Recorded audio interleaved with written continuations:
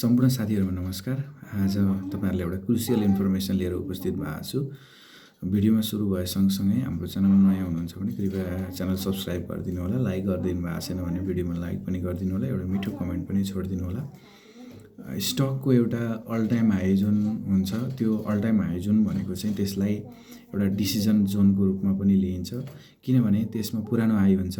पुरानो हाई भनेको strong resistance area हो र धेरै इन्भेस्टरहरू चाहिँ त्यहाँ बेच्नको लागि तयार हुन्छन् र यदि त्यो लेभल ब्रेक भयो भने त्यहाँ के हुन्छ, सप्लाई सकिएर जान्छ र डिमान्ड चाहिँ एक्कासी हाई भएर जान्छ। दोस्रो कुरो, अब ब्रेकआउट पछि के हुन्छ त त्यसो भए भन्ने लाग्ला। यदि ब्रेकआउट भइहाल्यो त्यो एरिया भने माथि कुनै हिस्टोरिकल त्यसमा रेसिस्टेन्सहरू हुँदैन, किनभने स्टक अल टाइम हाईमा गइरहेको हुन्छ। प्रायः जसो यो चाहिँ नयाँ आएको आइपिओहरूमा तपाईँहरूले देख्न सक्नुहुन्छ, अथवा 52 विक अल टाइम हाई अथवा अहिलेसम्मको सबैभन्दा धेरै चाहिँ रेसिस्टेन्सले चाहिँ ठोकिएर तल झरेकोबाट चाहिँ माथि उठ्ने कोसिस गरेकोमा यो प्राय देखिन्छ। र त्यसमा प्राइस चाहिँ के हुन्छ भन्दा डिस्काउन्ट सुरु हुन थाल्छ र त्यसमा नयाँ डिस्कभरी जेनेरेसन हुन थाल्छ। जस्तो त्यहीँबाट 20%, 50% होइन 100%को चाहिँ त्यसबाट मुभ आउन सक्छ। तपाईँले 5%, 10%मा चाहिँ निस्किनु भएको हुनसक्छ। जस्तो किन 20-30% नाफा चाहिँ महत्त्वपूर्ण हुन्छ त्यहाँ माथि गइसकेपछि भन्दाखेरि, यदि तपाईँ ब्रेकआउट अघि जुन ब्रेकआउट थियो, ब्रेकआउट हुनुभन्दा अगाडि नै इन्ट्री लिनु भएको थियो भने यसको मतलब के हुन्छ भने तपाईँ चाहिँ स्मार्ट मनी जुन साइडमा छ तपाईँ पनि त्यही साइडमै हुनुभएको हुन्छ होइन। ऊ जुन साइडमा छ तपाईँ पनि त्यही साइडमै हुनुहुन्छ र तपाईँ चाहिँ त्यसमा चाहिँ लेट होइन कि अर्ली पार्टिसिपेट भएको हुनुहुन्छ होइन। ढिलो भएको हुँदैन, तपाईँ छिटै छिर्नु भएको हुन्छ र त्यहाँ पुगिसकेपछि चाहिँ अब घोडामा एउटा लगामको कुरा गरौँ होइन। घोडामा लगाम लगाएपछि घोडालाई चाहिँ सीमित एरिया मात्र अथवा भनौँ आफ्नो बसमा कुदाउने जस्तो भएको हुन्छ।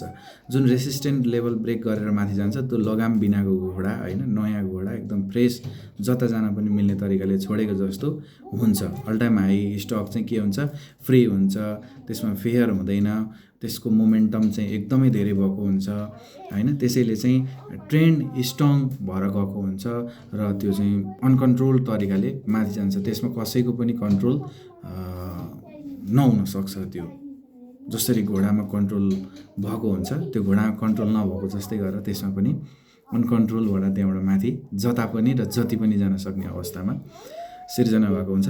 तर त्यो लेभलमा पुगेपछि सबैभन्दा ठुलो खतरा चाहिँ के आउँछ त भन्दाखेरि एउटा फेक ब्रेकआउट हुनसक्छ।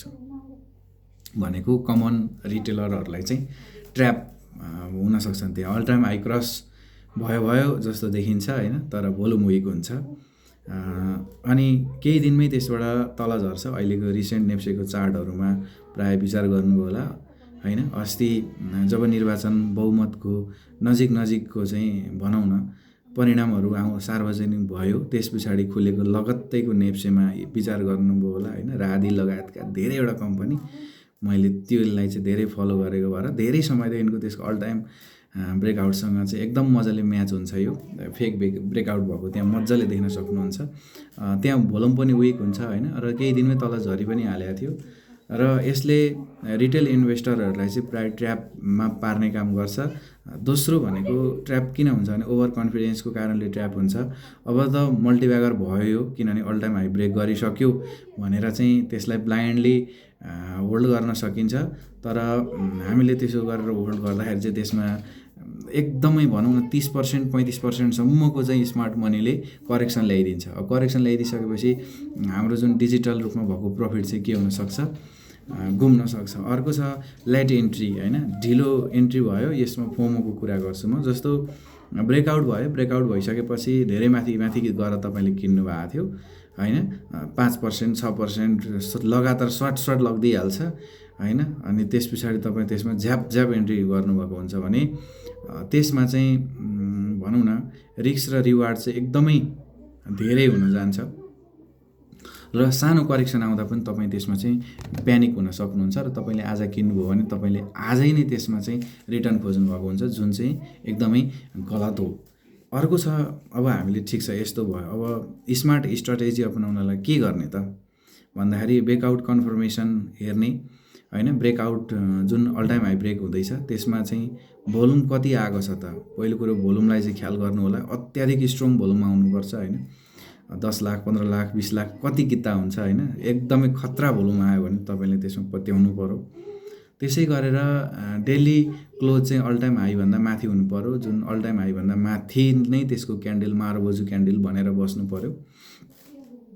अथवा के भन्ने अर्को भनेको चाहिँ त्यसमा गएपछि तपाईँले चाहिँ फोमोमा पर्नु भएन होइन, झुकिनु भएन।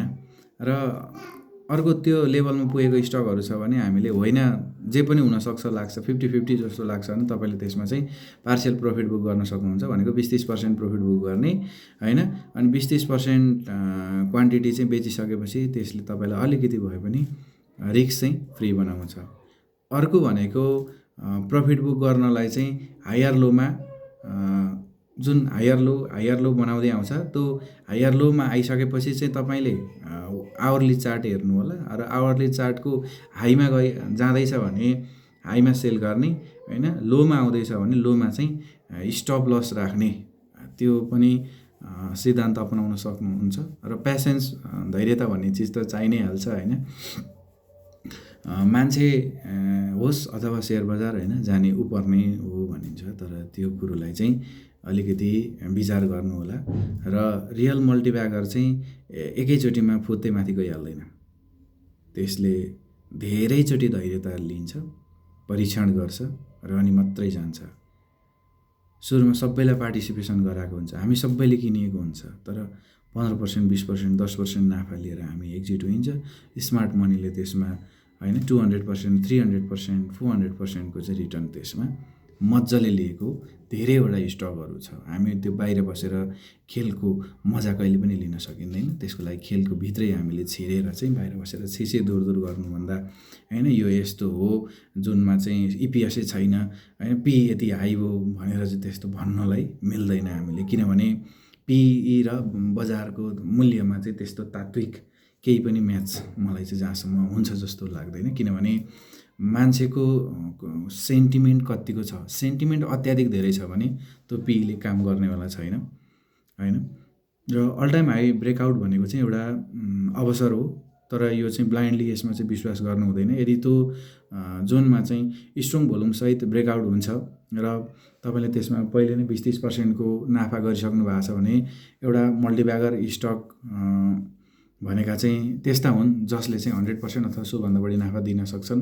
र यदि यो फेला पार्नु भएको छ भने अल टाइम हाई पुगेपछि एउटा लगाम बिनाको घोडा जस्तै स्वतन्त्र रूपमा दौडन्छन् र पछि तपाईँ चाहिँ थुक्क यस्तो भयो भनेर होल्ड गरेको भए हुने रहेछ भनेर चाहिँ तपाईँलाई त्यस्तो हुन्छ। र त्यसको मूल्य बढ्दै माथि गइसकेपछि अझ तपाईँलाई चाहिँ के हुन लाग्छ, 300 भएको महँगो भएको स्टक महँगो भयो भनेर बेचेको स्टक 900 हुँदाखेरि तपाईँलाई सस्तो लागेर तपाईँ त्यसमा फर्केर आउन पनि सक्नुहुन्छ। र त्यस्ता कतिवटा स्टकहरू तपाईँको लाइफमा चाहिँ मिस भए होइन, त्यो कुरो कृपया कमेन्ट गर्नु होला। त्यस्ता स्टकहरू होइन, राधिका कुरा गरौँ, सिएचडिसी कुरा गरौँ, एनआरएनको कुरा गरौँ होइन, ती स्टकहरूको बारेमा चाहिँ मजाले हेर्न सक्नुहुन्छ। मैले तपाईँहरूलाई एनआरएन त 1100-1200मा ट्रेडिङको लागि मजाले चाहिँ भएको छ बेला होइन, सिएचडिसी 1100-1200मा हुँदाखेरि मजाले बेला भएको छ भनेर तपाईँहरूलाई मैले धेरैचोटि अवगत गराएको थिएँ। सम्भवतः 2-3टा भिडियो अहिले पनि होला, मैले धेरै भिडियोहरू चाहिँ प्राइभेटमा राखेको पनि थिएँ।